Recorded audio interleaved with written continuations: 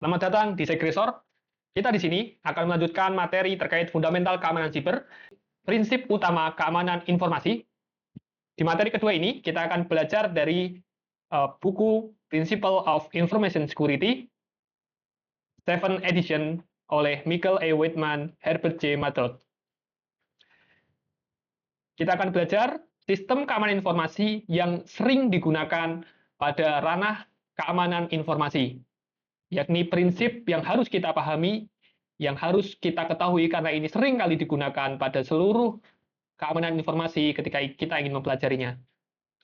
Sistem keamanan informasi itu bukan hanya soal teknologi, tapi juga melibatkan manusia dan kebijakan. Maka dari itu kita harus paham konsep-konsep yang akan kita pelajari. Keamanan harus dibangun dengan lapisan proteksi yang menyeluruh agar dapat melindungi seluruh aspek dalam organisasi. Tapi di video ini kita batasi hanya dua konsep prinsip core, prinsip utama yang harus kita pahami. Yang paling sering digunakan kita memilih dua, yakni CIA Triad yang harus kita pahami.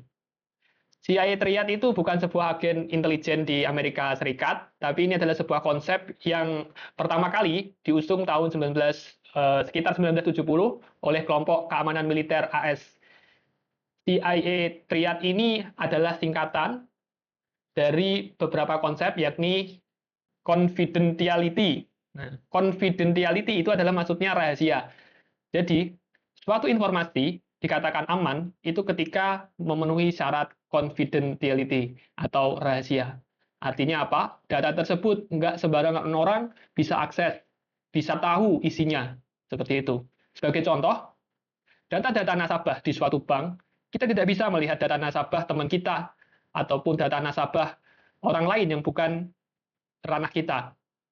Hal tersebut dilindungi oleh suatu peraturan undang-undang ataupun hal lain sebagainya dan sistem teknologi yang membuat data tersebut aman, tidak bisa diakses oleh sembarang orang.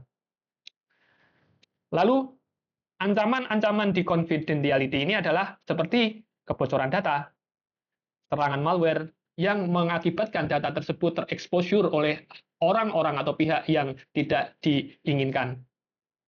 Selanjutnya konsep I. I-nya ini adalah integrity. Artinya apa? Integrity artinya adalah utuh atau berintegritas, jadi bebas dari manipulasi. Integrity ini, data itu harus asli dan tidak berubah, baik itu saat dikirim ataupun saat diterima oleh pihak-pihak yang tidak diizinkan. Misalnya,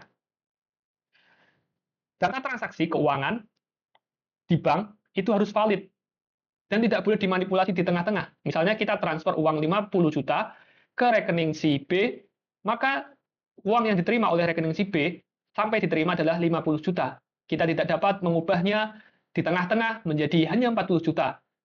Nah, itu konsep yang harus kita pahami, yakni integrity. Yang ketiga adalah konsep availability. Konsep availability ini adalah maksudnya data itu tersedia.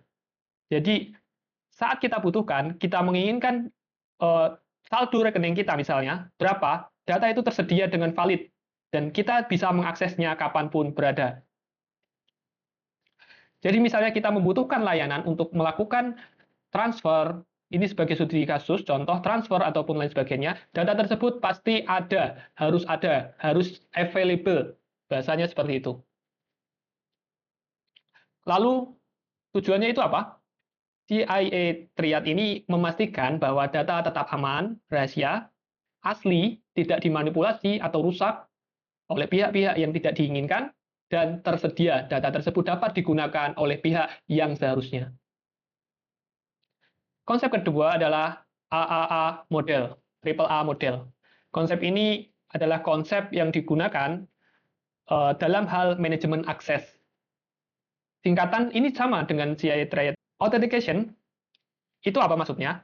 Maksudnya adalah memastikan identitas pengguna sebelum memberikan akses.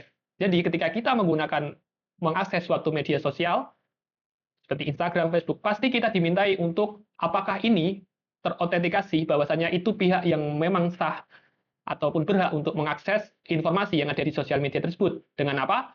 Ya, username dan password, untuk memastikan orang tersebut benar-benar yang memilikinya. Yang kedua adalah authorization. Authorization itu apa? Authorization itu adalah pemberian hak untuk hak akses tertentu dengan role ataupun dengan peran tertentu. Sebagai studi kasus, contohnya adalah ketika kita melakukan akses ke website yang kita miliki, kita akan kita masuk sebagai administrator atau admin, itu akan memiliki hak-hak tertentu yang pastinya beda dengan kita masuk sebagai user biasa. Pasti akan berbeda. Nah, konsep ini akan memberikan jaminan terhadap daftar list pengguna sesuai peran yang ada di suatu sistem informasi tersebut. Yang ketiga adalah accountability. Konsep accountability maksudnya adalah konsep yang bisa dipertanggungjawabkan. Artinya konsep accountability adalah pertanggungjawaban. Konsepnya adalah mencatat semua aktivitas pengguna untuk keperluan audit dan keamanan. Jadi contohnya, ketika kita masuk ke media sosial ataupun ke website kita yang tadi, semua record ataupun semua rekaman yang telah kita lakukan akan tercatat. Tujuannya adalah untuk melakukan pencatatan dan pertanggungjawaban apabila terjadi hal-hal yang tidak diinginkan. Dan itu harus terpenuhi. Jadi, kesimpulannya adalah AAA model ini memastikan bahwa hanya pengguna yang berhak yang bisa mengakses sistem dengan level akses yang sesuai, yakni otorisasi, dan setiap aktivitasnya tercatat manakala itu dibutuhkan untuk pertanggungjawaban selanjutnya apabila terjadi insiden, contohnya insiden keamanan informasi, misalnya terjadi login ke media sosial dari pihak-pihak yang tidak diinginkan, kita dapat melihat timestamp, waktu login, menggunakan akun apa, dan berapa kali percobaan, dan lain sebagainya. Ini konsep utama yang paling sering digunakan dalam konsep keamanan informasi, dan kita wajib untuk memahaminya. Selanjutnya, follow-up question. Tiba saatnya di sesi follow-up question di bab fundamental keamanan siber, materi kedua.